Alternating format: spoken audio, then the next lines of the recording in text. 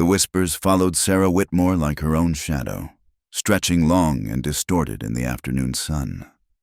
They were born in the dust of the Copper Horse Saloon, nurtured by the pursed lips of the church ladies, and now they clung to the fabric of her dress, a stain on the Whitmore family name. They said she'd lingered too long by the side of the mountain man, that her hand had rested on his arm with an unseemly familiarity after she'd pulled him from that foolish brawl. They said her eyes, when she looked at him, held a light that no respectable woman should cast upon a man like Eli Wade.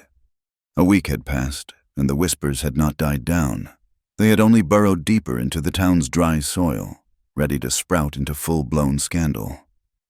Her father, a man whose pride was as vast and unforgiving as his land holdings, had confined her to the ranch with looks as sharp as barbed wire. But the confinement only fanned the flames of a quiet rebellion inside her.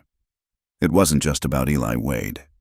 It was about the invisible fence that had surrounded her for all her 20 years. A fence built of propriety, duty, and the suffocating expectations of a small town. So, on a morning when the sky was a pale, washed-out blue, she did what no one expected. She told the cook she was going for a ride to check the fences along the north pasture, a lie that came to her lips with surprising ease. But instead of turning north, she guided her mare, Daisy, toward the rising slopes of the Rockies, toward the wilderness that the townsfolk spoke of with a mixture of fear and contempt. It was his world. She told herself it was a simple errand of courtesy. A proper thank you was in order. He had, after all, handled himself with a strange sort of dignity in the saloon, even with 3 drunken bounty hunters looking to make a name for themselves. He hadn't said a word to her then, just given a stiff, almost imperceptible nod before melting back into the shadows he seemed to prefer. But gratitude was only a thin veil for the truth. She was riding toward the mountain not just to find him, but to find a piece of herself she feared was missing. She needed to prove, to the whispers, and to the frightened girl cowering inside her, that she was not afraid of Eli Wade. The trail narrowed from a wagon-rutted path to a mere whisper of a track used by deer and other wild things. The scent of dust and sagebrush gave way to the clean, sharp fragrance of pine and damp earth. The world grew quieter, the sounds of Bitter Creek fading until all she could hear was the plodding of Daisy's hooves, the creak of her leather saddle, and the sigh of the wind through the towering ponderosas. This was his cathedral, and she felt like a trespasser in a foreign land. She found his cabin by accident, or perhaps by some instinct she didn't know she possessed, tucked into a fold of the mountain, almost invisible against a backdrop of granite and timber. It was less a house and more a part of the landscape itself. It was small, built of sturdy, hand-hewn logs, with a stone chimney from which a lazy curl of smoke drifted into the crisp air. A stream, so clear it looked like liquid silver, tumbled over mossy rocks nearby. There was a neat stack of firewood that stood taller than a man, an axe buried in a chopping block, and a few tanned hides stretched on frames. It was a place of profound solitude, a testament to a life lived apart from the world. It was rugged and raw, yet there was an order to it, a purposefulness that belied the town's image of him as a thoughtless savage. He was there, by the stream, sharpening a knife on a whetstone. He moved with an economy of motion, a fluid grace that seemed at odds with his formidable size. He wore buckskin trousers and a simple linen shirt, the sleeves rolled up to reveal forearms corded with muscle. He looked up as she approached, his eyes the color of a winter sky, fixing on her. There was no surprise in them, only a calm, unnerving watchfulness. He didn't stand, didn't speak, just continued the rhythmic scrape of steel on stone. Sarah swung down from her saddle, her legs suddenly feeling unsteady. The speech she had rehearsed, a polite and formal expression of thanks, evaporated in the mountain air. She felt clumsy, an overdressed doll in her riding skirt and fitted jacket, her careful upbringing utterly useless in the face of such elemental silence. "Mr. Wade," she began, her voice sounding thin and reedy. I I came to thank you for the other night. Well, you didn't have to be so restrained. He stopped sharpening the knife and tested the edge with his thumb, his gaze never leaving her. His voice, when it came, was lower and rougher than she remembered, like rocks grinding together deep in the earth. They were drunk. Drunk men are fools. No sense in joining them. He set the knife and stone aside and rose to his feet. Up close, he was even taller, a mountain of a man who blocked out the sun. She had to tilt her head back to meet his eyes, and she felt a tremor of the fear she'd sworn she didn't have. It wasn't a fear of harm, but of the vast, untamed world he represented. Still, she persisted, smoothing a wrinkle in her glove. The town, they have a certain opinion of you. It was good of you not to prove them right. A flicker of something amusement, perhaps, or maybe just disdain passed through his eyes. The town's opinion is its own business. It has nothing to do with me.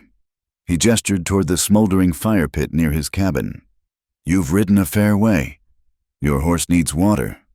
It wasn't an invitation so much as a statement of fact. He led Daisy to the stream, letting her drink from the cold. Clear water. Sarah followed, feeling like a child trailing after a stern father. She watched his hands, large and calloused, as he gently stroked the mare's neck. They were hands that could hunt, trap, and fight. Yet they held a surprising tenderness. I heard the whispers. He said, his back still to her. About you, they're saying you've taken to keeping wild company. Her cheeks burned. I don't care what they say. He turned then, his gray eyes pinning her. You should. You're a Whitmore. Your father's daughter. You live by their rules. Perhaps I'm tired of their rules, she retorted, a flash of her own spirit rising to the surface. He studied her for a long moment, a silent assessment that took in her defiant posture, the flush on her cheeks, and the uncertainty warring in her eyes. He gave a slight shake of his head, as if dismissing a thought, and turned his attention to the fire pit. The logs had burned down to glowing embers. It'll be cold soon, he said, changing the subject. Sun drops fast in these mountains. You need to learn how to make a fire that holds its heat. Before she could protest that she had no need for such knowledge, he was already gathering kindling. He didn't ask for her help. He simply expected her to watch and learn. He showed her how to arrange the tinder, a small nest of dry moss and pine needles, how to stack the kindling in a way that allowed the air to breathe life into the flame. He struck a flint against steel, and a spark jumped into the nest. Gently, he blew on it, coaxing the tiny spark into a flicker. Then, a small, hungry flame. Fire's a living thing, he murmured, his voice losing some of its edge. You have to understand what it needs. He motioned for her to come closer, to feel the heat. She knelt beside him, the rough wool of her skirt brushing against the buckskin of his trousers. The proximity was unnerving. She could smell the scent of pine smoke, leather, and something else. Something uniquely him, a clean, wild scent like the mountain itself. Now you, he said, kicking apart the small fire and gesturing for her to build her own. Her hands, accustomed to needlepoint and piano keys, felt clumsy and useless. Her first attempt was a messy pile that suffocated the spark. The second was too loose and the flame died for lack of fuel. She felt a frustrating sting of tears. Here, in his world, all her accomplishments meant nothing. She couldn't even perform the most basic act of survival. Eli watched her, his expression unreadable. He didn't mock her or grow impatient. He simply pointed with a long finger. The wood is too damp on that side. Turn it. And you're blowing too hard. Gentle, like you're whispering a secret to it. She tried again, following his quiet instructions. This time, when the spark caught, she blew softly, patiently. The flame wavered, then strengthened, licking at the kindling and casting a warm, dancing light on their faces. A small, fierce surge of pride went through her. He nodded, a gesture of approval that felt more rewarding than any compliment she had ever received. He then pointed to a set of tracks in the soft earth near the stream. What made that? She squinted. A dog. Too big. And look at the claws. A wolf. Passed through here this morning, heading west. He walked a few paces and pointed to a different set of marks, barely visible. And that? I don't see anything. Look closer. The way the leaves are turned over. The snapped twig. A doe and her fawn. They're cautious. They stay close to the water. You have to learn to see the world, not just look at it. He spoke of the wilderness as if it were a book he could read, its stories written in the language of broken branches and overturned stones. He taught her that the wind carried messages, that its different tones as it moved through the pines could warn of a coming storm or tell of a change in temperature. You have to learn to listen, he said, his gaze distant. To hear the wind like you're hearing a man's voice. It tells you the truth, if you're quiet enough to hear it. An hour passed, then 2. Sarah lost track of time. She was so absorbed in his lessons, in the quiet intensity of his presence, that she forgot about Bitter Creek, about her father, about the whispers. She felt a strange sense of peace, a feeling of being more herself than she had ever been within the painted walls of her own home. She was beginning to see the man behind the town's legends. He was not a brute, but a man of deep, quiet knowledge. A man who had chosen this solitude for reasons she couldn't yet fathom. A part of her, a part she had kept locked away, responded to it. To him, it was a dangerous, thrilling feeling, like standing on the edge of a cliff. But as the shadows of the pines began to stretch across the clearing, the spell was broken. The reality of her situation came rushing back. She was the daughter of Jacob Whitmore, and he was the mountain man, an outcast.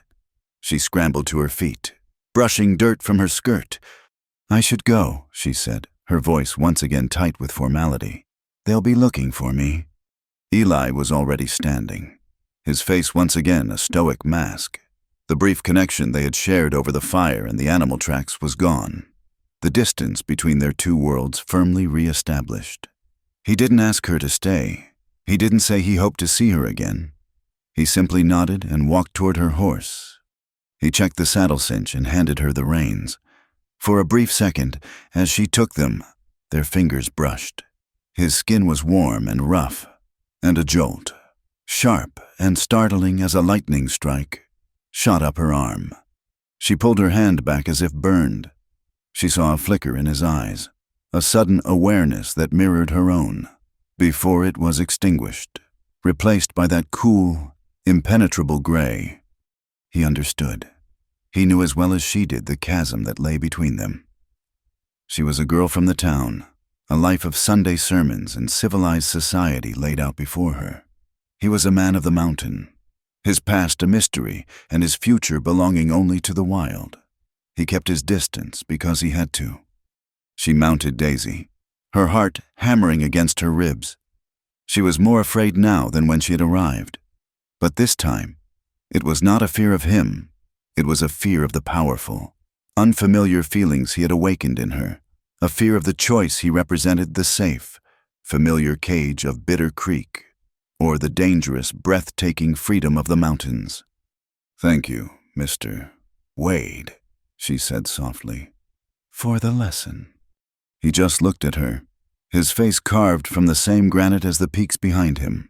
As she turned Daisy and urged her down the trail, Sarah didn't look back, but she could feel his eyes on her, a steady, silent gaze that followed her all the way back to the world where she was supposed to belong. The lesson on the mountain had unsettled something deep within Sarah. In the days that followed, the manicured world of the Whitmore Ranch felt like a stage set, fragile and false. The polite conversation at the dinner table, the endless needlepoint, the weight of her father's disapproving silence, it all seemed to belong to a life she was merely observing. Her mind kept wandering back up the trail, to the scent of pine and wood smoke, to the quiet intensity of a pair of gray eyes. The feel of his calloused fingers brushing hers was a phantom touch she felt a dozen times a day, a secret warmth that both thrilled and terrified her. The whispers in town had not faded, and her father's vigilance had only sharpened. He spoke of arranging a match for her, mentioning Henry Black, a young lawyer from Cheyenne, with increasing frequency. Henry was the embodiment of everything her father valued: ambition, respectability, a future tied to the laws and commerce that were slowly taming the West. To Sarah, the idea of marrying Henry felt like being buried alive. She knew it was foolish, an act of sheer madness, but the pull toward the mountain was irresistible. It was a physical ache, a need for the clean air and the stark, honest silence of Eli's world. 4 days after her first visit, she saddled Daisy again, this time with a basket containing a loaf of freshly baked bread and a jar of apple butter, a flimsy excuse for a journey her soul demanded she take. She told her father she was riding to the Pritchard homestead to deliver the goods to the ailing Mrs. Pritchard, a lie that tasted bitter on her tongue but was a necessary price for freedom. He was not at his cabin when she arrived. The clearing was empty, the fire pit cold, a pang of disappointment, so sharp it felt like a physical blow, struck her. She dismounted, her purpose suddenly gone, leaving her feeling lost and foolish. She stood by the silent cabin, the basket in her hand, a visitor in a world that had momentarily forgotten her. She remembered his lesson about the wind. She closed her eyes and listened, trying to hear its voice through the rustling aspens and the sighing pines. It sounded different today, a low, mournful hum that seemed to carry a warning. The sky, which had been clear when she left the ranch, now had a bruised, purpled look along the western horizon. She was about to turn and leave when she saw him emerging from the timberline above the cabin, a rifle resting in the crook of his arm. He moved with the silence of a predator, his long strides eating up the ground. He saw her, and his pace didn't change, but she saw the tension in his shoulders, the way his eyes scanned the clearing around her before they settled on her face. "You shouldn't be here," he said, his voice flat. There was no welcome in it. "I brought you something," she said, holding up the basket like a shield. "A thank you for the other day." He stopped a few feet from her, his gaze dropping to the basket and then rising to meet hers. The cool distance was back in his eyes. "I don't need thanks."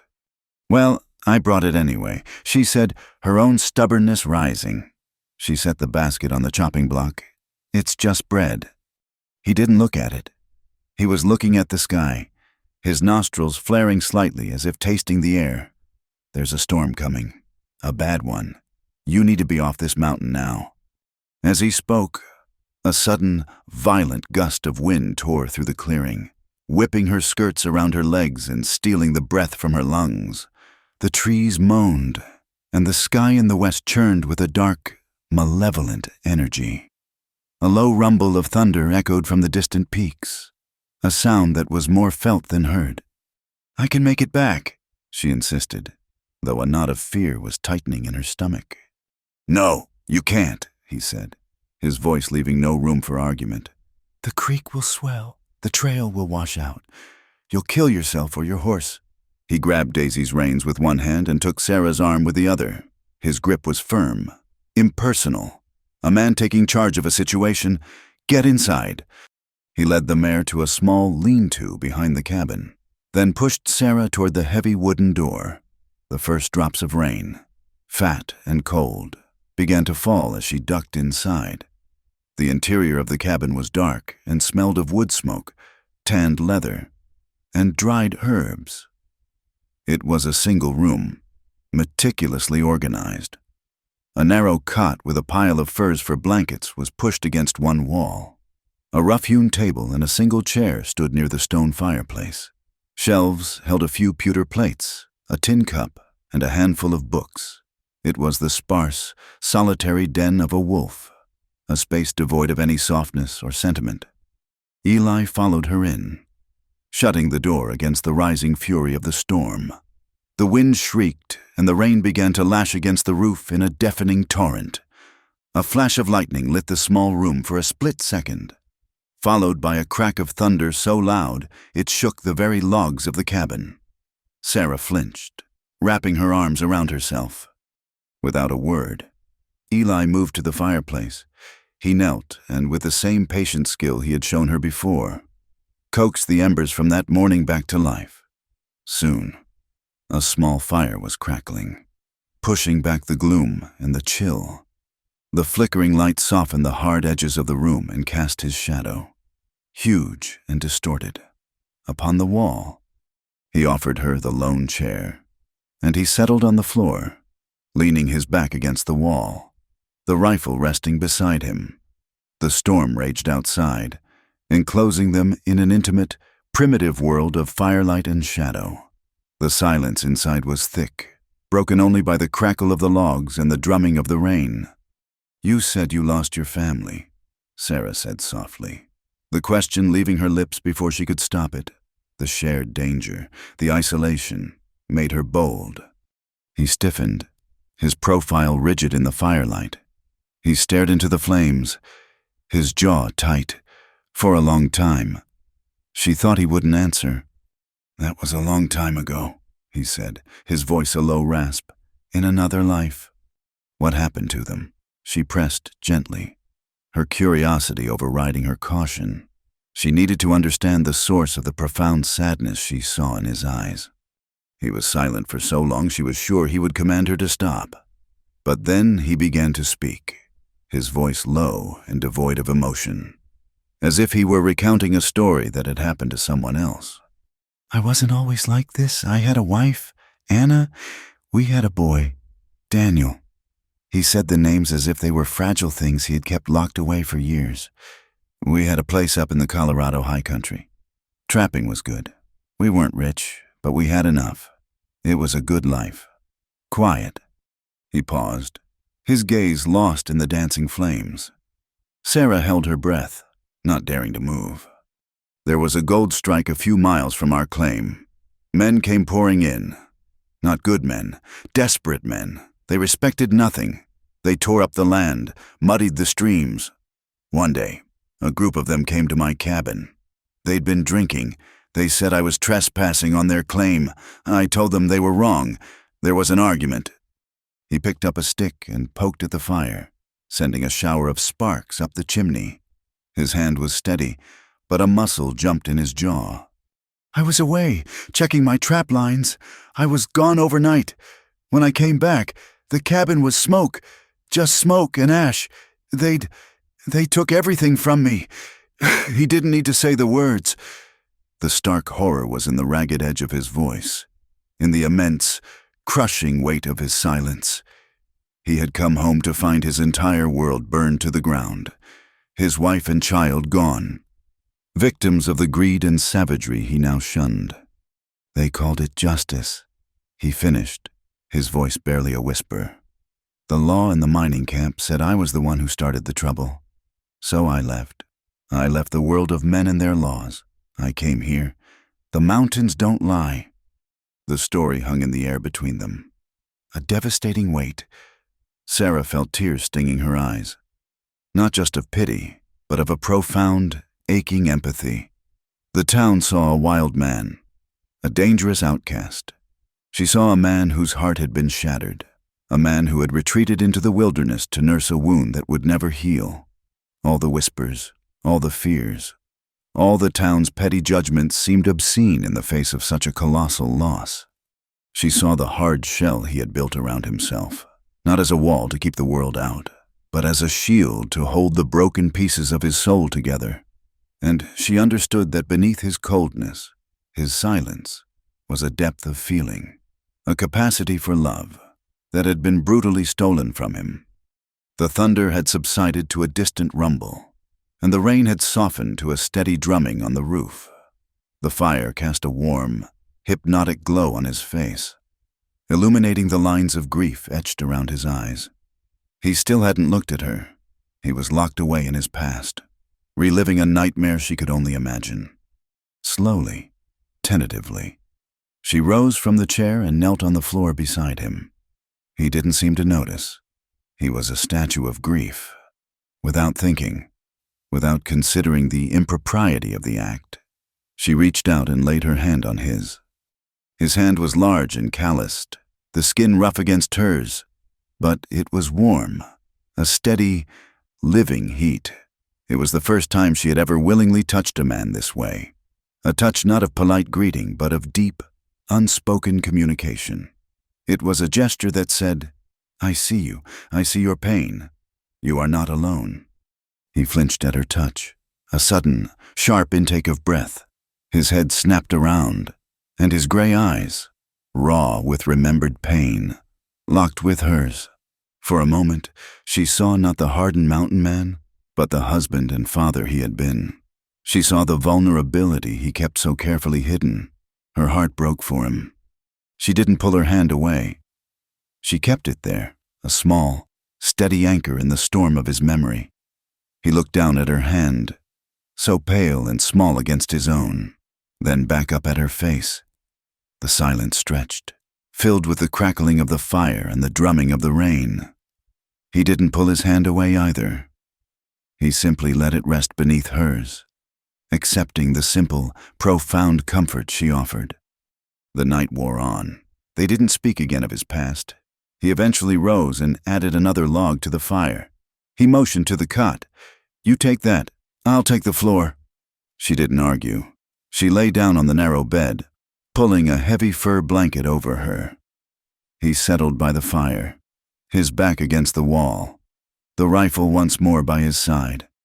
She didn't sleep for a long time. She watched the firelight play over his stoic form.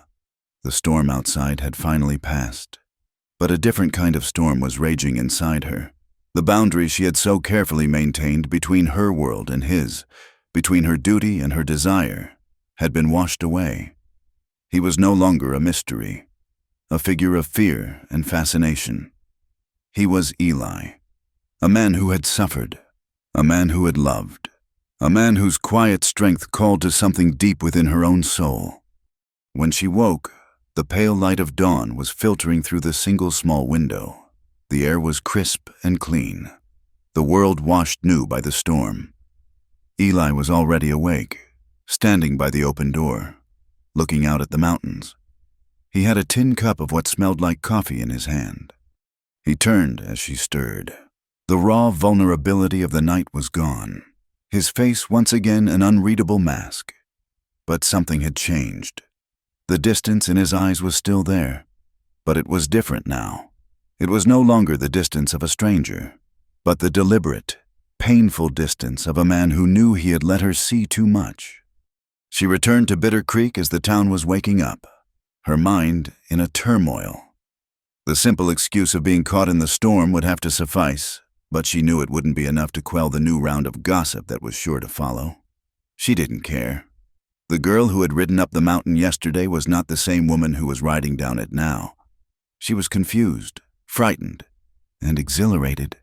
She was haunted, not by the whispers of the town, but by the story of a man named Eli Wade, and the disquieting, undeniable truth of her own heart.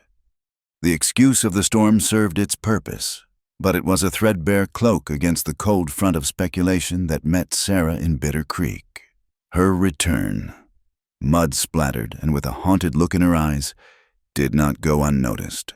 The story of being caught in the downpour was accepted on the surface, but beneath the veneer of neighborly concern, a more scandalous narrative took root and flourished in the fertile soil of gossip. A full night, alone on the mountain with him. The whispers were no longer whispers. They were bold, declarative statements exchanged over fences and across the counters of the general store. The women of the town, who had once greeted her with warm smiles, now offered curt nods, their eyes lingering on her with a mixture of pity and condemnation. Her father, Jacob Whitmore, was a man who measured his worth in acres of land and the weight of his name. He had weathered droughts, blizzards, and cattle rustlers. But he was unprepared for the blight of scandal. He said nothing for 2 days, letting a heavy, oppressive silence fill their grand, lonely house. It was a calculated silence, designed to be more punishing than any tirade. Sarah felt its weight in every room, at every meal. It was the silence of profound disappointment. On the third evening, the dam of his restraint finally broke. He cornered her in the parlor, a room filled with his late wife's delicate furniture, which now seemed fragile and out of place under the force of his fury. "Do you have any idea what you've done?" he began, his voice a low, dangerous rumble. He didn't shout. He was not a man who needed volume to convey a threat. "You have made the Whitmore name a joke, a piece of stable-boy gossip. After everything I've built, after the sacrifices your mother made to ensure you were raised a lady, you throw it all away for a night of, what a cheap thrill with some wild animal." "It wasn't like that," Sarah said, her voice trembling but firm. "There was a storm. Papa, he gave me shelter. Nothing more." "Nothing more," he laughed, a harsh, bitter sound. "You spent a night, unchaperoned, in the cabin of a man who is little more than a savage. In the eyes of this town, in the eyes of any decent man, you are ruined. Your reputation is in tatters." "My reputation is not as important as my life," she shot back. "I would have been washed away in Miller's Creek if I had tried to ride home." "Better that than this disgrace," he thundered, his control finally snapping. He paced the room, his boots heavy on the fine rug. "This ends now. I have been in correspondence with Henry Black. His father is a district judge in Cheyenne. Henry is a fine, upstanding lawyer with a bright future. He is arriving tomorrow. You will be engaged to him by the end of the week." The word struck Sarah like a physical blow.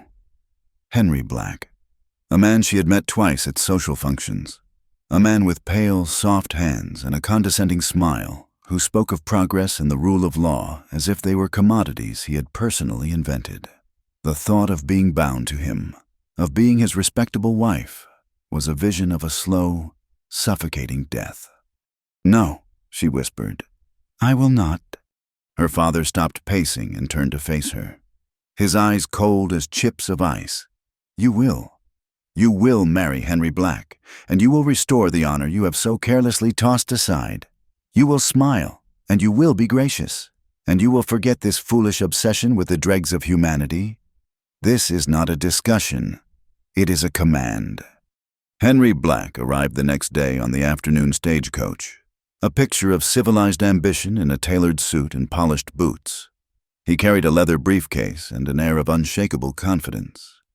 He greeted Sarah with a cool, proprietary smile, taking her hand and bowing slightly, his eyes already assessing her as one might a fine piece of property.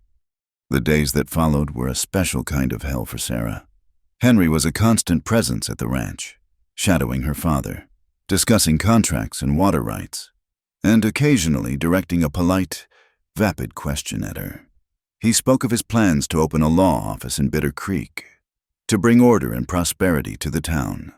To Sarah, it sounded like he planned to pave over the wilderness, to fence in the sky. He was everything Eli was not: polished, predictable, and utterly devoid of the quiet, dangerous vitality that had so captivated her. Meanwhile, the gears of the town's justice system, spurred on by the complaints of the bounty hunters and the quiet pressure of men like her father, began to turn against Eli. Sheriff Brody, a man whose spine was as flexible as his political ambitions, saw an opportunity. The incident at the Copper Horse Saloon, once dismissed as a drunken scuffle, was now being reinvestigated as a serious assault. Eli, the outsider, the convenient scapegoat, was to be made an example of. He was a threat to the town's carefully constructed sense of order, and he needed to be removed. Sarah heard the news from a ranch hand who had just come from town. They were putting together a posse. He said the sheriff was going up the mountain to arrest Wade for assault and resisting the town's authority. Her blood ran cold. She pictured Sheriff Brody and his deputies, men full of whiskey and self-importance, cornering Eli in his peaceful clearing. She knew he wouldn't go with them meekly. He had left the world of men and their laws behind, and he would not be dragged back into it. There would be violence. He would be hurt, or worse. She could not let that happen.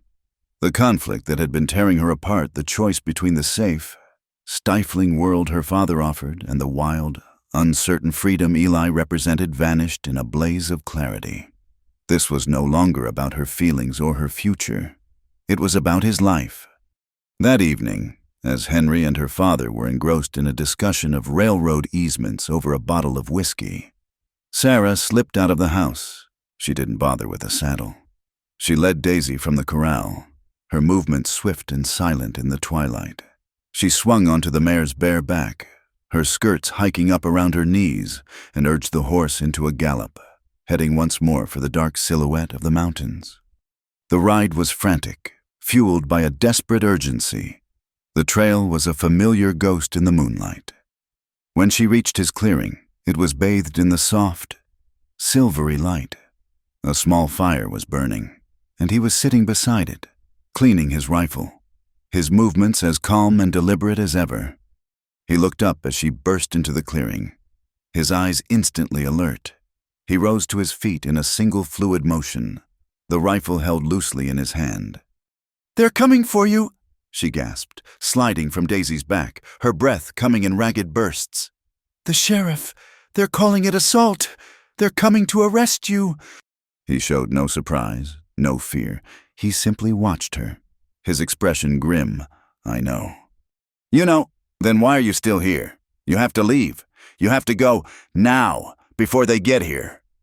"This is my home," he said, his voice a low growl. "I don't run." "This isn't about running. It's about surviving," she pleaded, stepping closer to him, her hands clenched into fists at her sides. "They won't give you a fair hearing. They've already decided you're guilty.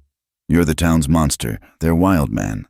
They need someone to punish to make themselves feel civilized." "And what are you?" he asked, his voice cutting. "Their finest lady. Come to warn the monster. You should be at home with your father and your new lawyer. You should be 1,000 miles from here." He was pushing her away, trying to sever the connection between them for her own protection. She could see it in the rigid set of his jaw, in the coldness he forced into his eyes. But she would not be pushed away. Not this time. She took another step, until she was standing directly in front of him, so close she could feel the heat radiating from his body.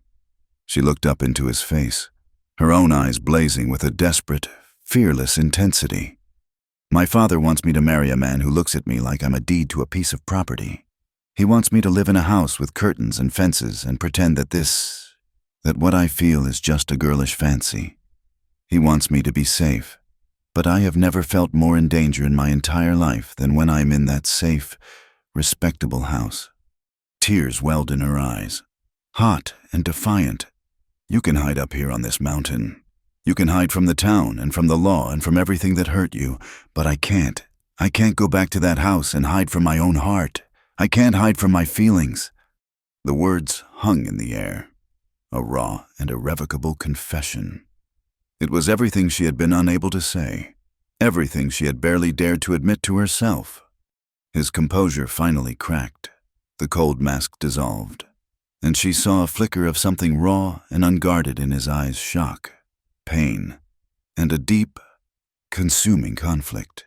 He looked at her, truly looked at her, not as a Whitmore, not as a girl from the town, but as the woman standing before him, offering him a truth so fierce it burned the air between them. He saw the sacrifice she was making, the honor and reputation she was willing to cast into the fire for his sake.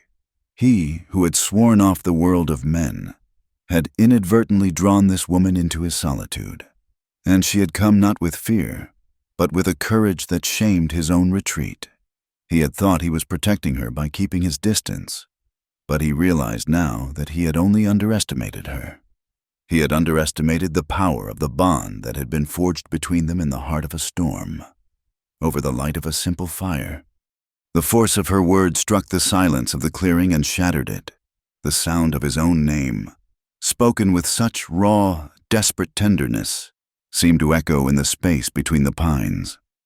Eli stood frozen, the rifle in his hand forgotten, its cold weight nothing against the sudden, searing heat that flooded his chest.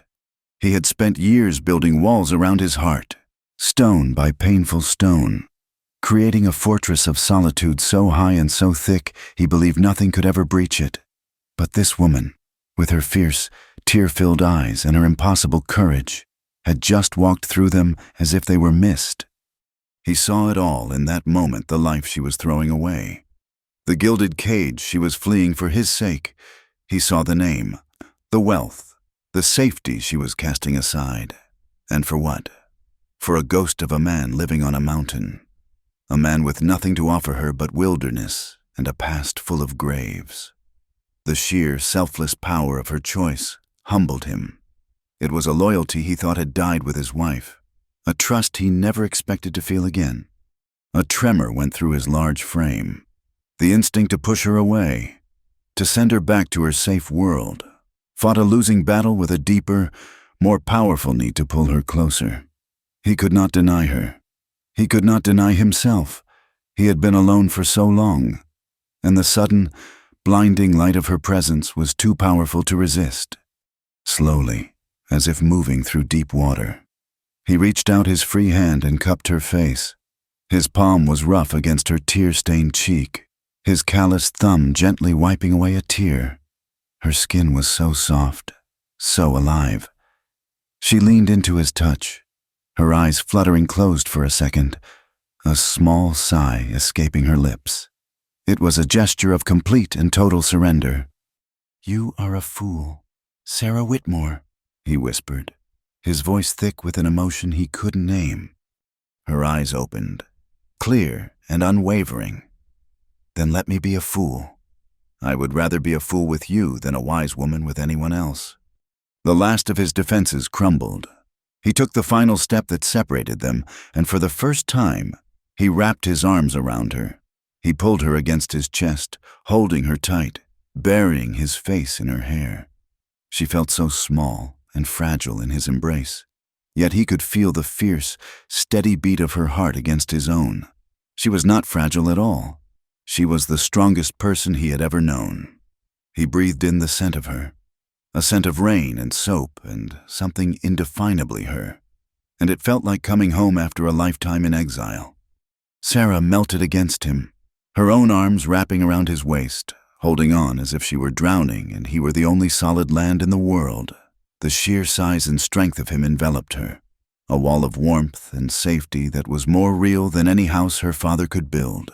The fear and desperation that had driven her up the mountain dissolved in the circle of his arms, replaced by a profound, terrifying, and exhilarating sense of rightness. This was where she belonged. He held her for a long time, the fire crackling beside them, the moon casting long shadows through the trees, the world outside this small clearing, the world of sheriffs and posses and angry fathers, ceased to exist. There was only the sound of their breathing and the whisper of the night wind. Finally, he loosened his hold, though he did not let her go completely. He kept his hands on her arms, looking down at her, his gray eyes searching her face in the flickering firelight. "They will come at dawn," he said, his voice quiet but certain. "Brody likes to think he's a soldier. He'll want the advantage of the light." "Then we have to leave," she insisted, the urgency returning to her voice. "We can go deeper into the mountains. They'll never find us." He shook his head slowly. "I told you, I don't run. I've spent years hiding from the world. You came up here and looked me in the eye. You showed me what courage is. I won't dishonor that by turning tail like a coyote." He paused, his gaze intense. "I will face them, but not tonight." "Tonight," he said, his voice dropping lower, "belongs to us." He took her hand, his large fingers closing around hers, and led her toward the cabin. It was not a command, but a silent question.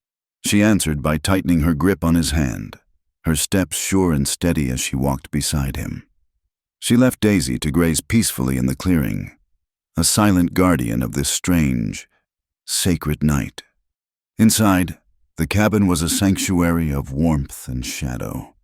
He added a log to the hearth, and the flames leaped up, painting the rough-hewn walls in shifting tones of gold and orange. It was the same room where she had taken shelter from the storm, where he had shared the devastating story of his past. But tonight, the air was different. The space was no longer filled with ghosts and grief, but with a palpable electric anticipation. He took her cloak and hung it by the door, his movements gentle and deliberate. He stood before her, the firelight catching the rugged planes of his face, and for the first time she saw no walls in his eyes, no distance, no sorrow. She saw only her own reflection in the warm, gray depths. This was the precipice she had been walking toward her whole life. Every rule she had followed, every lesson in propriety, every duty she had been taught, had led her here, to this moment of absolute defiance. She felt a tremor of fear, the ingrained hesitation of a lifetime of being a good girl. It was the fear of the unknown, of a line she was about to cross from which there would be no return. As if he could read her thoughts, he reached out and gently brushed a stray strand of hair from her cheek. "You don't have to be afraid, Sarah," he said softly, the sound of her name on his lips, spoken with such tenderness, was her undoing. The last of her fear dissolved. She looked up at him, her heart in her eyes, wanting him to see all of her, to understand the truth of the gift she was about to give. "I'm not afraid of you," she said, her voice a little more than a whisper. She took a breath, summoning all her courage for this final, most vulnerable truth. "Eli, I'm still a virgin," she confessed. The words were quiet, but they landed in the small cabin with the force of a thunderclap. It was the ultimate admission of her innocence, the starkest illustration of the gulf between the life she had lived and the one she was choosing now. She was not the ruined, sullied woman the town imagined her to be. She was untouched, and she was offering him the entirety of her being, the first and the last of her heart. He did not flinch or react with surprise. He simply looked at her, and a slow, beautiful thing happened to his face. A smile, a genuine and gentle smile that reached his eyes and transformed his rugged features into something breathtakingly handsome. It was a smile from the man he had been, the man buried beneath years of pain, now unearthed by her trust. He brought his hand from her cheek to her chin, tilting her face up to his. "Then tonight will be special," he said, his voice husky with reverence. The words were a vow. He wasn't taking something from her. He was promising to cherish it. He was making this moment sacred. He lowered his head and kissed her. It was not a rough, demanding kiss, but a slow, tender exploration. It was a kiss of infinite patience and profound feeling, a kiss that spoke of gratitude, of awe, of a loneliness so deep it had almost been forgotten. Sarah responded with all the pent-up longing of her soul. She rose on her toes, her hands coming up to clutch his shoulders, kissing him back with an innocent, desperate passion. It was an awakening, a discovery of a language her body had always known but had never spoken. He lifted her into his arms as if she weighed nothing and carried her to the narrow cot with its pile of soft furs. He laid her down gently and stood over her for a moment, his large form silhouetted against the fire. He was her mountain, her wilderness, her freedom. Their coming together was like the fire he had taught her to build, a slow, gentle coaxing of a spark into a flame, a patient nurturing of heat until it grew into a warm, consuming blaze. He was infinitely gentle, his rough hands learning the soft curves of her body with a reverence that made her want to weep. He showed her that there was no shame in this, only a fierce and beautiful honesty. For Sarah, it was a revelation. Every touch was a discovery, an unraveling of the tightly wound coil of duty and restraint that had defined her life. She was no longer Sarah Whitmore, the rancher's daughter. She was just Sarah, a woman coming alive in the arms of the man she loved. For Eli, it was a rebirth, to feel another's warmth, to share a moment of such profound intimacy, was to reclaim a part of his soul he thought was dead and buried with his family. Sarah's trust, her innocent passion, was a balm on his old wounds. She was not replacing what he had lost. She was creating something new, a reason to live beyond mere survival. The fire burned low, casting a soft, steady glow on the two figures wrapped in furs, their bodies entwined. The world outside, with its laws and its judgments, was forgotten. For one night, under the silent watch of the mountains, two lonely souls found a home in each other, forging a bond in the heart of the flame. And as the first hint of gray lightened the eastern sky, they slept, unaware that the dawn was bringing with it the inevitable reckoning. Sarah awoke to the gentle warmth of the sun on her face and the unfamiliar weight of a heavy arm draped protectively over her waist. For a blissful, disoriented moment, she knew only a profound sense of peace, a feeling of being utterly safe and perfectly anchored. She turned her head slowly on the fur-covered cot and looked at the man sleeping beside her. In the soft morning light, Eli's face had lost its hard, guarded edges. The lines of grief and solitude were smoothed away, and he looked younger, more vulnerable. His breathing was deep and even, the slow, steady rhythm of a man finally at rest. The memories of the night came back to her, not in a rush, but as a gentle, warming tide. The reverence of his touch, the quiet murmur of his voice, the astonishing discovery of her own body and heart. It was a night that had redrawn the map of her entire world. The fire in the hearth had burned down to a bed of glowing, rosy embers, a quiet testament to the passion that had lit the small cabin. It had been a fire of new beginnings, and she felt its warmth still, deep in her soul. She was no longer a girl cowering before the rules of a society that sought to define her. She was a woman who had made a choice, and in that choice, she had found herself. She slipped from his embrace as quietly as she could, pulling a blanket around her shoulders against the morning chill. She moved to the open cabin door and looked out. The world was washed clean, glistening from the storm. The air was sharp and cool, carrying the scent of wet pine and damp earth. Far below, in the valley, a thin haze of smoke rose from the chimneys of Bitter Creek. It looked like a toy town from this distance, its power and its judgment seeming small and insignificant against the vast, silent majesty of the mountains. A sound behind her made her turn. Eli was awake, sitting up on the cot, his eyes clear and watchful as he looked at her. The guard was back in his face. The solitude settled once more upon his shoulders. But it was different now. It was a shared solitude. "Good morning," she said softly. "Morning," he replied, his voice a low rumble. He stood and pulled on his trousers and boots, his movements economical and purposeful. He looked at the sky, his gaze sweeping the horizon. They'll be here soon. The fragile peace of the morning was shattered. The toy town in the valley was real, its laws and its men a tangible threat. And they were on their way. Fear, cold and sharp, pricked at her. "We can still go," she urged, her voice tight. "We can be gone before they even clear the foothills." He walked over to her, stopping just before her. He reached out, not to touch her, but to gently tuck the blanket more securely around her shoulders. "And we would spend the rest of our lives looking over our shoulders. That's not living, Sarah. It's just a slower way of dying." He looked down at her, his gray eyes serious. "I won't make you a fugitive." "And I won't let you face them alone," she countered, her chin held high. A hint of his smile from the night before touched his lips. "I never figured you would." He made his decision.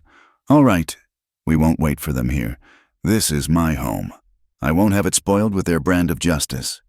We'll meet them on the trail, at the edge of the timberline, on neutral ground." It was a compromise, a way for him to face them without turning his sanctuary into a battlefield. He dressed quickly, strapping a knife to his belt but leaving his rifle leaning by the hearth. He would meet them, but not as an outlaw spoiling for a fight. Sarah, understanding his intent, dressed in her own rumpled clothes from the day before, as she braided her hair with trembling fingers. He saddled Daisy and brought her to the cabin door. They rode down the mountain together, not as a fugitive and his captor, but as two people bound by a choice, ready to face its consequences. The sun was higher now, casting long, slanted shadows through the trees.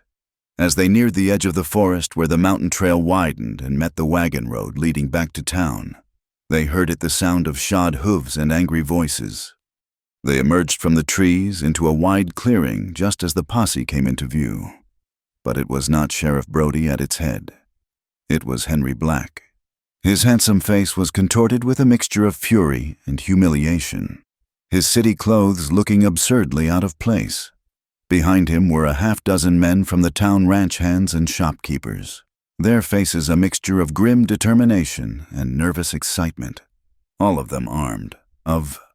"There," Henry shouted, pointing a gloved finger at them. "There's the beast who kidnapped her." They fanned out, their horses creating a half-circle, blocking the path to the town. Eli reined in his horse, his body placed slightly in front of Daisy, shielding Sarah. His face was calm, but his eyes were like chips of flint. "Sarah," Henry cried, his voice strained with manufactured concern. "Are you harmed? We've come to rescue you from this brute." Before Eli could speak, Sarah urged Daisy forward, moving to his side. Her face was pale, but her eyes blazed. "I was not kidnapped. Henry," she said, her voice clear and strong, carrying across the clearing. "And I need no rescue. You can take your armed welcome party and go back to town." Her defiance stunned the men into a momentary silence. Henry's face flushed a deep, ugly red. "You see," he spat, his voice directed at the men behind him. "He's bewitched her, filled her head with his savage lies. She doesn't know what she's saying." "I know exactly what I'm saying," Sarah retorted. "I am here of my own free will. Eli Wade is a better man than you will ever be." The insult, delivered so publicly, was too much for Henry's vanity. "Seize him!" he shrieked, his voice cracking with rage. "He's a wanted man, a kidnapper, and an assailant." The men hesitated, looking nervously from Henry to the towering, impassive figure of Eli. One of the younger men, a ranch hand named Peterson, nervously raised his pistol. "Put your hands where I can see him. Wade," he stammered. Eli didn't move. He kept his eyes on Henry, a look of pure contempt on his face. "This has nothing to do with the law," Eli said, his voice low and dangerous. "This is about your pride." That truth, spoken so plainly, seemed to unhinge Henry completely. He spurred his horse forward, drawing his own pistol, a small, ornate derringer that looked like a toy in the harsh morning light. "You will not speak to me. You filthy animal, you will—" What happened next was a blur of motion. As Henry's horse lunged forward, Peterson, the nervous ranch hand, flinched. His finger tightened on the trigger, and his pistol went off with a deafening crack. The shot went wide, splintering the bark of a pine tree. But in that split second, Eli reacted. With a speed that seemed impossible for a man his size, he launched himself from his horse, not toward his attackers, but toward Sarah. He hit her with the force of a charging bull, knocking her clean off Daisy's back and onto the soft pine needles on the ground, his body covering hers as a shield. A second shot rang out, this one from Henry's derringer. A searing pain tore through Eli's left shoulder.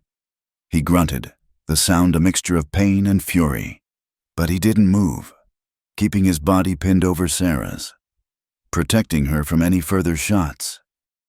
Sarah screamed, her voice muffled against his chest.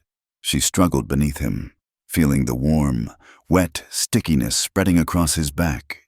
She saw the dark stain on his shirt and the raw agony that flashed in his eyes. The clearing erupted into chaos. The horses shied at the gunshots, and the men shouted in confusion. From down the road, another sound emerged, the thunder of more hooves, approaching at a gallop. Sheriff Brody and his 2 deputies arrived, their faces grim, drawn by the sound of the unauthorized gunfire. "What in God's name is going on here?" Brody roared, his authority instantly quelling the chaos. He took in the scene at a glance, Henry Black with a smoking pistol, the terrified posse, and Eli Wade on the ground, bleeding, with Sarah Whitmore half pinned beneath him. Sarah scrambled out from under Eli, her face streaked with dirt and tears, her dress stained with his blood. She ignored everyone else and knelt beside him, trying to staunch the flow of blood from his shoulder with a piece of her petticoat. "He saved me," she cried, her voice ringing with a fierce, protective rage as she looked up at the circle of stunned faces. "He didn't kidnap me. He shielded me. You shot him while he was trying to protect me." Eli pushed himself into a sitting position, his face pale and beaded with sweat, his left arm hanging uselessly at his side. He looked at the sheriff, then at Sarah, and a look of resignation passed over his face. To fight now would only endanger her more. Sheriff Brody dismounted, his face a mask of weary disgust as he looked at Henry. "You foolish peacock! You've turned a simple arrest into a bloody mess!" He then turned his attention to Eli. "Wade, you're under arrest for the assault at the Copper Horse." Eli didn't resist. He looked at Sarah, and in that look, a silent message passed between them. This was the only way. He allowed one of the deputies to help him to his feet. Sarah stood up, placing herself between Eli and the lawmen. "You can't take him," she said, her voice shaking but resolute. "He's innocent, and he's hurt." "He'll see a doctor." "Miss Whitmore," Brody said, his tone softening slightly in the face of her distress. "And he'll have his day in court. That's more than some men get." He looked pointedly at Henry Black. They put Eli on his horse, his hands tied loosely in front of him. As they prepared to lead him away, Sarah rushed to his side. She looked up at him, her heart breaking at the sight of his pale face and the pain in his eyes.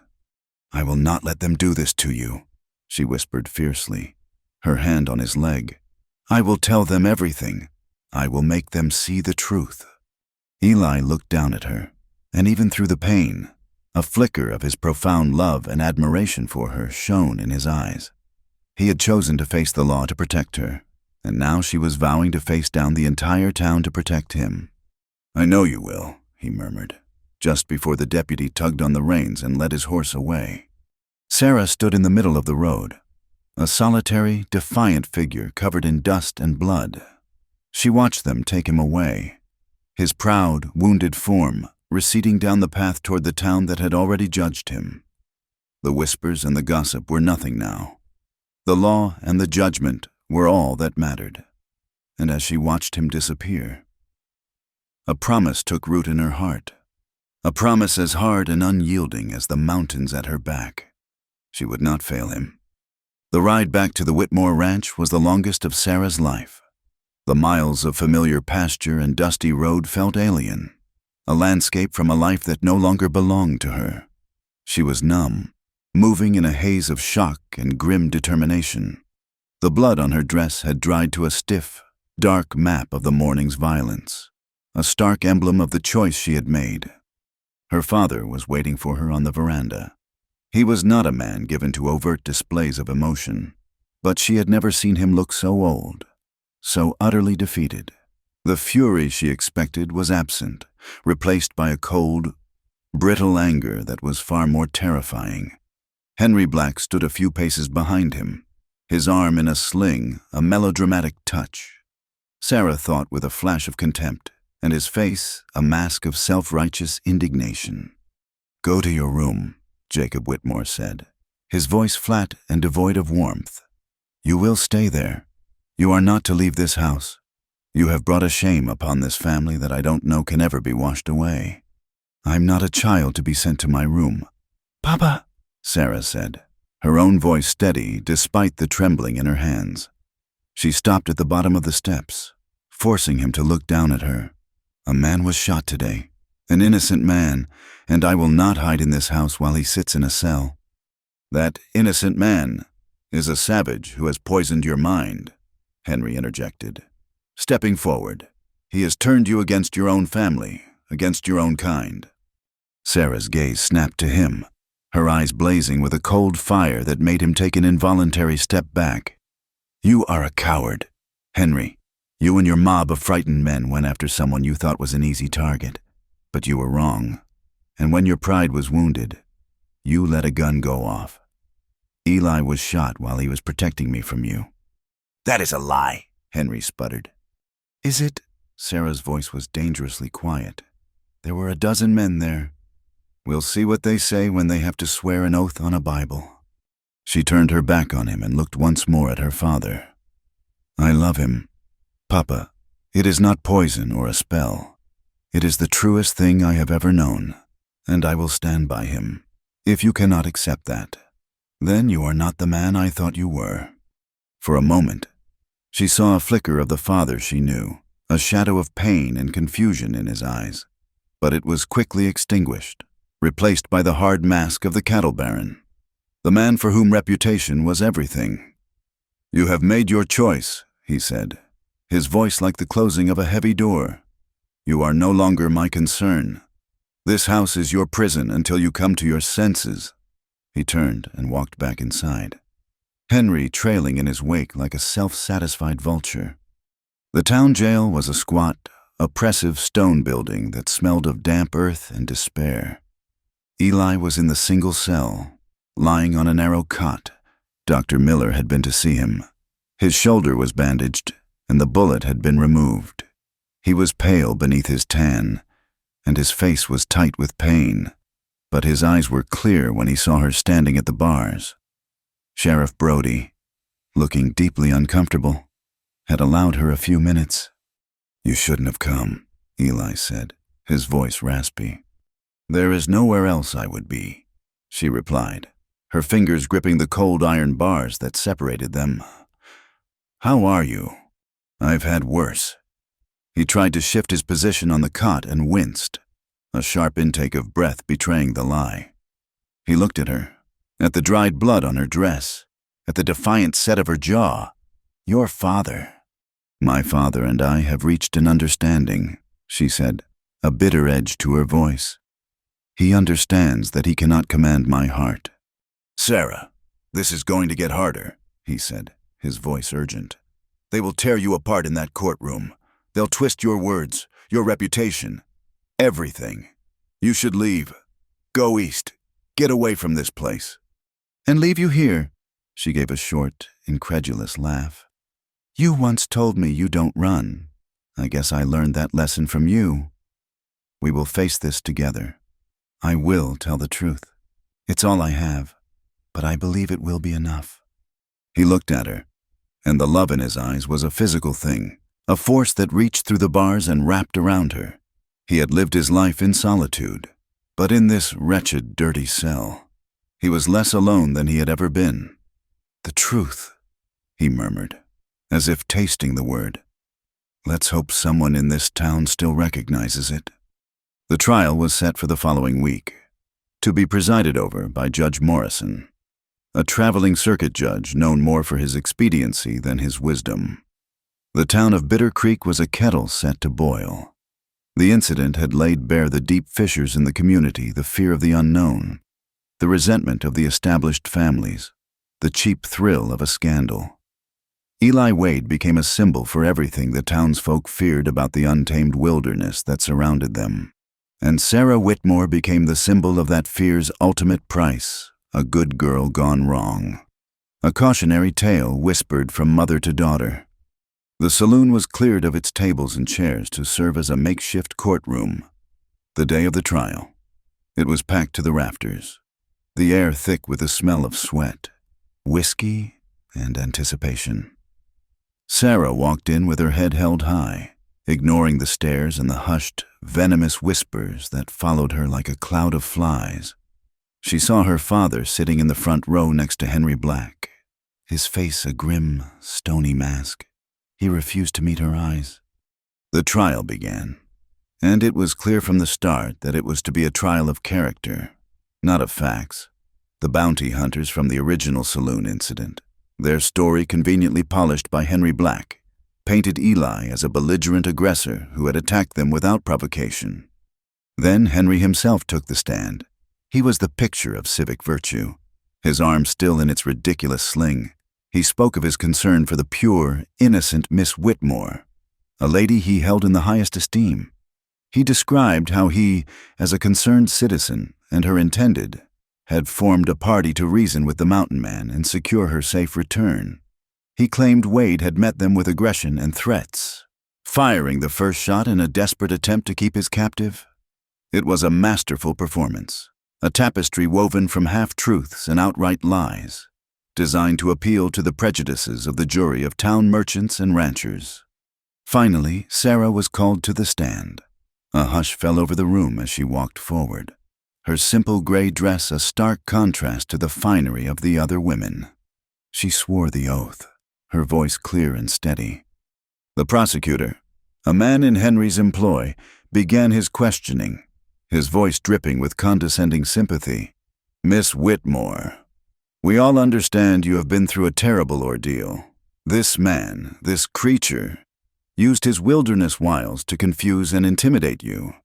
Did he not?" "No, sir," Sarah replied, her eyes fixed on the jury. "He did not. But you spent a night alone in his cabin, a young, unmarried woman. Surely you were not there entirely of your own accord." "I was caught in a storm." "Sir, he offered me shelter, and he treated me with nothing but respect and kindness." "Kindness?" The lawyer scoffed. "Is it kindness to lure a respectable lady away from her family and her fiancé?" "I was not lured," Sarah said, her voice rising with passion. "I went to him, and I will tell you why. I went to him because he is an honest man in a town full of whispers and lies. I went to him because he showed me what it was to be free, not of laws, but of the judgment of others." She turned her gaze on Henry. "And Mr. Black is not my fiancé. He is a vain and prideful man who could not stand the thought that I chose another over him. He led that posse not to rescue me, but to punish the man who had wounded his pride, and when he arrived, he was the one who was reckless. He was the one who caused the gun to be fired. Eli Wade was shot because he threw himself in front of me to protect me." A gasp went through the crowd. Her words, so direct and damning, hung in the air. She had done it. She had sacrificed the last shred of her reputation, declaring her love for an outcast and accusing one of the town's most promising newcomers of being a violent fool. She saw the fury on Henry's face and the deep, unshakable shame on her father's. The prosecutor was about to launch into another attack when a voice came from the back of the room. "She's telling the truth." All heads turned.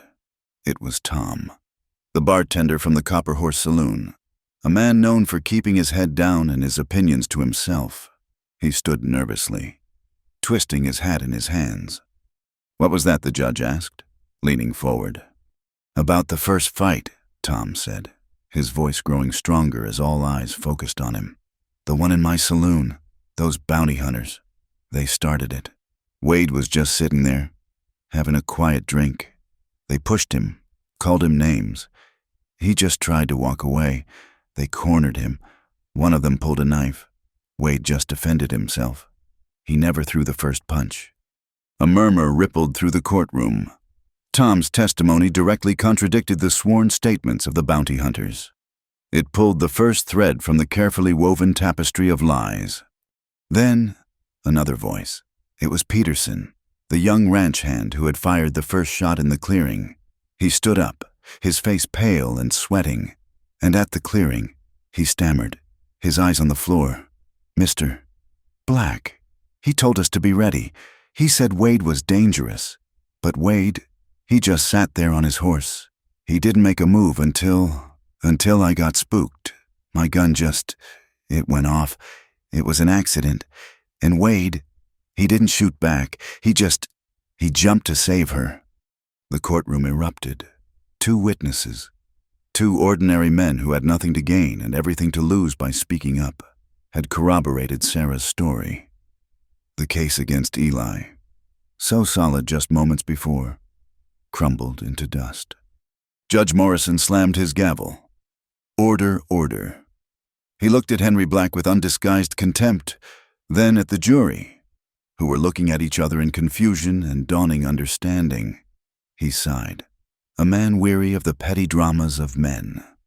The testimony of these witnesses casts considerable doubt on the initial charge of assault, and it seems the events in the clearing were, at best, a tragic misadventure fueled by poor judgment. He looked directly at Eli. "The charges are dismissed. You are free to go, Mr. Wade." A stunned silence fell over the room, followed by a wave of excited chatter. Eli was helped to his feet by the sheriff. He stood tall, despite his wound, his eyes searching the crowd until they found Sarah's. The look that passed between them was one of triumph, of relief, of a love that had been tested by fire and had not been consumed. He was free. But as he looked around the courtroom, at the suspicious, resentful faces that still outnumbered the friendly ones, he knew he was not free of this town. He could never be. He gave a slight, almost imperceptible nod to Sarah. He was leaving, and in that moment, Sarah knew she had one more choice to make. The gavel fell like the crack of a rifle, and the sound echoed in the sudden, profound silence of the room. Freed. The word was a fragile, impossible thing in the thick, sweaty air. Sarah felt a wave of dizziness, and she gripped the rail of the witness stand to steady herself. Through the sea of stunned and whispering faces, her eyes found Eli's. He was standing now, the sheriff having removed his bonds, a solitary pine tree in a field of scrub brush. He wasn't smiling.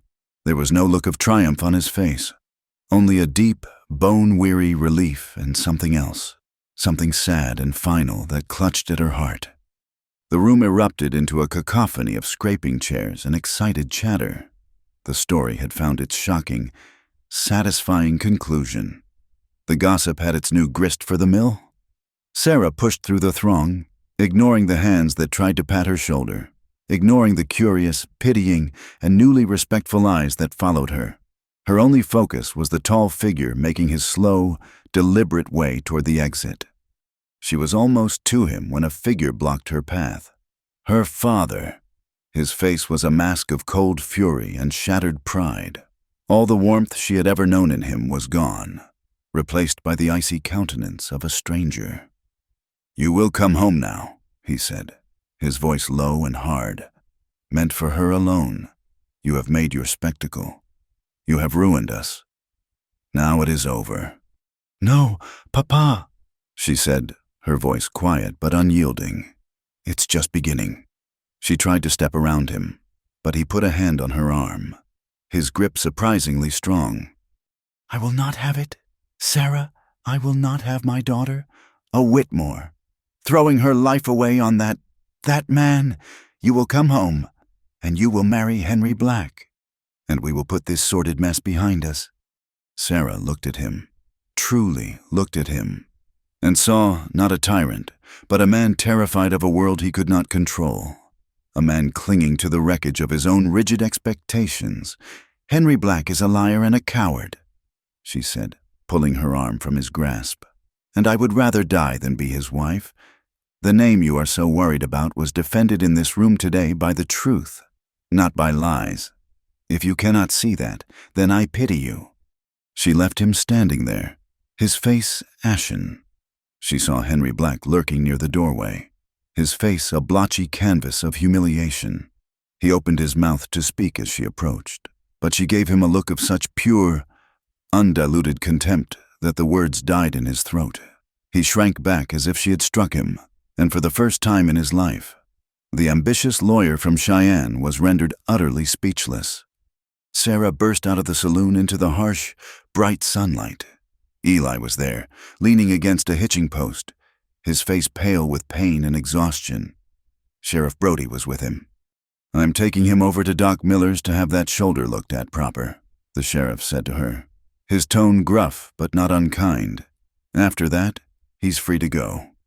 "Thank you, Sheriff," Sarah said, her gratitude genuine. "Don't thank me," Brody grumbled, avoiding her eyes. "Thank that bartender and your own damn fool courage. I've never seen anything like it." He shook his head and walked away, leaving them alone in the sudden, strange quiet of the street. "You did it, Eli," she whispered, reaching out to touch his good arm. "You won." He looked down at her, and the sadness in his eyes was still there. "This wasn't a contest. Sarah, we didn't win anything. We just survived." He straightened up, the movement causing a sharp wince. "I need to see the doctor. Then I'm leaving." The words were a cold shock. a dousing of icy water on the fragile flame of her relief. Leaving, but you're free. They can't hurt you now. This is your home. He gave a short, bitter laugh. This was never my home. It's a place I existed. This town. They didn't find me innocent. They just found someone else, more guilty. The whispers won't stop. They'll just change their tune. I'll always be the mountain man they almost hanged. The animal they have to tolerate. He looked away from her, his gaze fixed on the distant, hazy peaks of the Rockies. Freedom isn't about winning or losing a fight in a makeshift court. Sarah, it's about being able to live right, to breathe your own air without tasting another man's judgment. I can't live right here. He was right. She knew it with a sickening certainty. He had been acquitted by the law, but he had been irrevocably condemned by the society of Bitter Creek. To stay would be to live in a cage with invisible bars. "Where will you go?" she asked, her voice small. "North, Wyoming, maybe, or further. Places where there are more trees than people." He turned back to her then, and his eyes softened. He reached out with his good hand and cupped her cheek, his touch as gentle as it had been in the firelight of his cabin. "You should go home. Sarah, your father, a man's pride can heal. He loves you. In time, he'll forgive you. You can have a good life here, a safe life." He was letting her go. After everything, after she had offered him her heart and her soul, he was trying to give her back the life she had just burned to the ground for his sake. It was the most selfless, most painful thing he could have done. Tears welled in her eyes, but she did not let them fall. "A safe life," she repeated, her voice thick with emotion. "I have had a safe life for 20 years. Eli, it was a beautiful, comfortable prison. I didn't know I was a prisoner until I met you. You think my father's house is my home. You think this town, with its petty rules and its hypocritical piety, is my home." She took a step closer, her voice dropping to a fierce, passionate whisper. "You taught me how to listen to the wind. You taught me how to see the world instead of just looking at it. You are my home now. Eli Wade. Whether it's in a cabin on a mountain or under the stars in Wyoming, I don't care, but I am not letting you go." He stared at her, his composure shaken. He had faced down bounty hunters, pauses in courtrooms with an unshakable calm, but the unwavering loyalty in this woman's eyes was enough to undo him. He saw the truth of her words, the absolute finality of her decision. She had chosen him, and she would not be unchosen. "Sarah," he began, his voice rough with a storm of conflicting emotions, but he could not finish.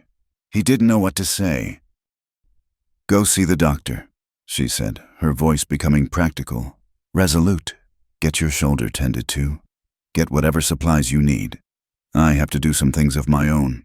I will meet you at the north end of town, by the old cottonwood, at sunset." It was not a question.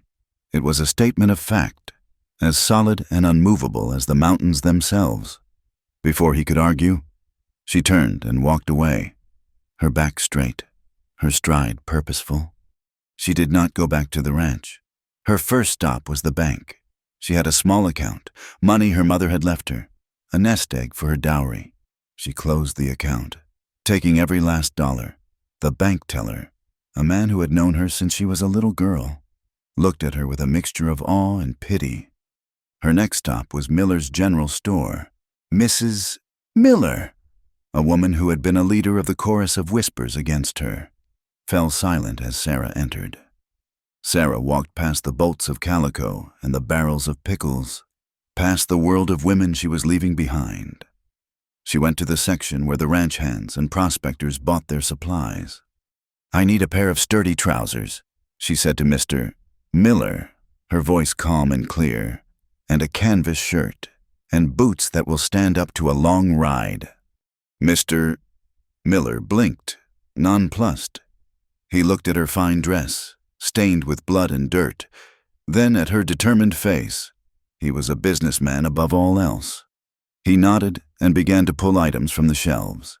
She added a bedroll, a canteen, a small skillet, and a sack of flour, coffee, and bacon. She paid in cash, her movements crisp and efficient. As she left the store, her arms full, she felt the eyes of the entire town on her. Let them look, she thought. Let them whisper. Their words were wind, and she had learned how to hear the truth in it. Her final stop was the livery. She paid for Daisy's keep and bought a pack mule, loading it with her new supplies. As she was cinching the last of the bags, a shadow fell over her. It was her father. He looked older than he had that morning, his shoulders slumped, the fight gone out of him. He looked at the mule, at the men's clothing rolled up in her bedroll, and a look of profound, heartbreaking sadness crossed his face. "Sarah, please," he said, his voice quiet, almost pleading. "Don't do this. I was wrong. I was afraid. We can leave this place. We can go to Denver, start a new life where no one knows us. You don't have to live like this." She stopped what she was doing and turned to him. The anger was gone, replaced by a deep, aching sorrow for the man he was, for the man he could never be. "I'm not going to live like this. Papa," she said gently, "I'm going to live, for the first time, the life you want for me. It's a good life, but it's not my life. Not anymore." She went to him and, for the first time since she was a little girl, she put her arms around him. He was stiff for a moment. Then he hugged her back, a tight, desperate embrace. "Your mother she would have understood your heart," he choked out, the words a painful admission. "Yes," Sarah whispered, her own tears finally falling. "I think she would have." She let him go and stepped back. The choice was made. The goodbyes were said. She swung herself up onto Daisy's back, took the lead rope for the pack mule, and without a backward glance, she rode out of the livery. She rode down the main street of Bitter Creek, the street that had defined the whole of her existence, and did not look back. Her face was set toward the north, toward the sinking sun and the mountains that rose up to meet the bruised purple of the twilight sky. She was leaving safety behind. She was riding toward the wild. The setting sun bled across the horizon, painting the sky in violent streaks of orange and purple as Sarah reached the old, gnarled cottonwood at the north end of town. The tree was a silent, ancient sentinel, its branches a tangled silhouette against the dying light. It was the last landmark of Bitter Creek, the final outpost of the world she was leaving behind. Beyond it, the land opened up, vast and wild, rolling into the dark, looming shadows of the mountains. He was there. He stood beside his horse, a dark, solitary figure waiting in the twilight. His arm was in a proper sling now, his shoulder bandaged beneath a clean shirt someone must have given him. He had his rifle, a bedroll, and a few small sacks tied to his saddle. He was ready. When he saw her approaching, leading the laden pack mule, a look of profound, heart-stopping emotion crossed his face. It was a mixture of awe, disbelief, and a sorrow so deep it seemed to shake his very soul. He had told her to go home, half expecting, half hoping she would listen for her own sake. But he had underestimated her. He had underestimated the fire he had helped to kindle.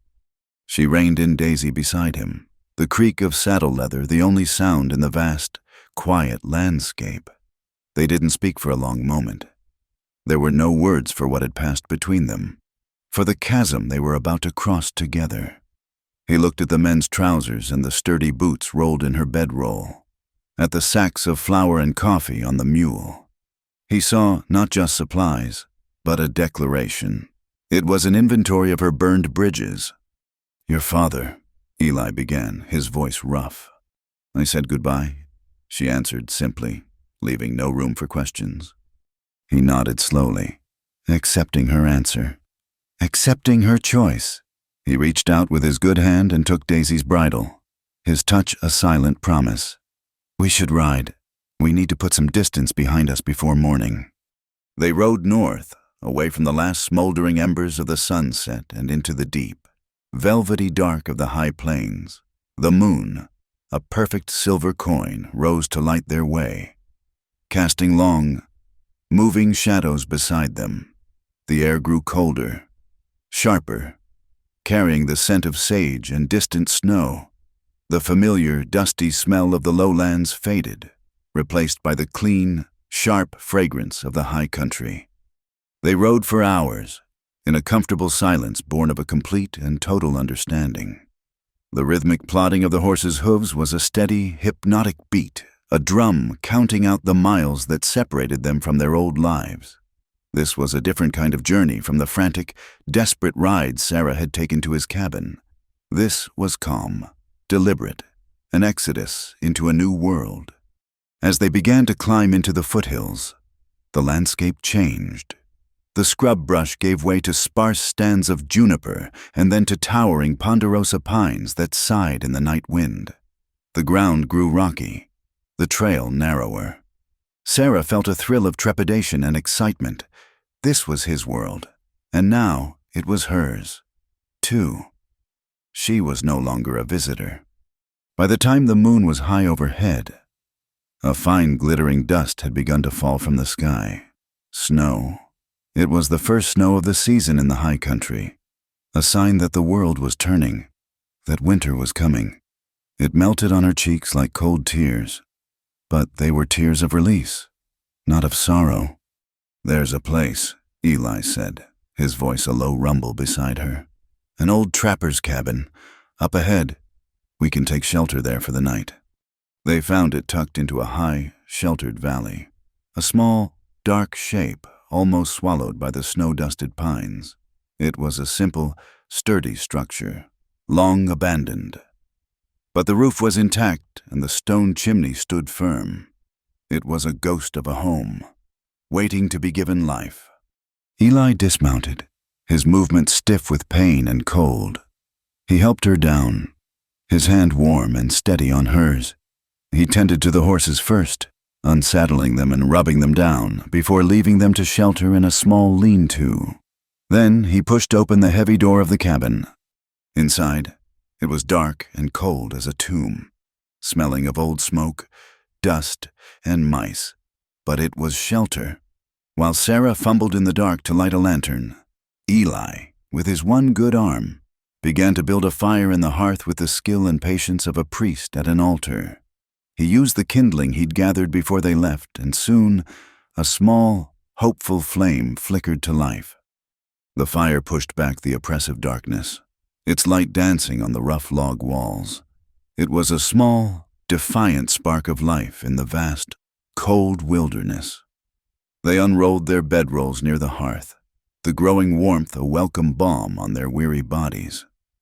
Sarah made coffee in her small skillet, and they shared it, passing a single tin cup back and forth, their hands brushing in the firelight. The snow was falling more heavily now, a thick, silent curtain that was closing them off from the rest of the world. It was just the two of them, a tiny island of warmth and light in a sea of white. The immensity of what she had done, of the life she had chosen, finally settled upon Sarah. She had no home but this man, no future but the one they would carve out together in this harsh, beautiful, unforgiving land. Eli looked at her, his gray eyes reflecting the fire's glow. He saw the flicker of doubt, of fear, in her expression. He knew the cost of this life, the loneliness, the hardship, the constant, grinding struggle for survival. He had to ask her, one last time, "Are you sure?" "Sarah," he asked, his voice low and serious, "this life, it isn't easy. There are no fine dresses here, no parties. There's just the cold and the quiet and the work that never ends." Sarah looked away from the fire and met his gaze. There was no hesitation in her eyes, only a calm, luminous certainty. The fear he had seen was gone, replaced by a strength she hadn't known she possessed until this very moment. "I have lived an easy life for 20 years. Eli," she said, her voice soft but strong as steel, "but I have never, not for a single day, lived a real one. Not until now. His breath caught in his throat. In her words, he heard the echo of his own lost soul, the yearning that had driven him into the wilderness so long ago. She understood. She truly understood. He had thought he was saving her, but in truth, she was the one who was saving him. He reached out and took her hand, his calloused fingers lacing through hers. He brought her hand to his lips and kissed it gently. They sat in silence for a long time, watching the flames, their hands clasped together, their hearts beating as one. The snow fell, blanketing the world in a pure, clean slate. The fire crackled, a promise of warmth, of life, of a new beginning. They were two lost souls, scarred and broken by the world they had left behind, who had found their freedom not in a place, but in each other. Their future was an unwritten page, the trail ahead uncertain and fraught with peril. But as they looked into the heart of the fire, they knew, with absolute certainty, that they would face it together. Thank you so much for listening to our story. We'd love for you to comment where you're listening from so we can all connect and share our thoughts. And please subscribe to my channel Wild West Night, like the video, and support us further by pressing the hype button so this story can be heard by more people.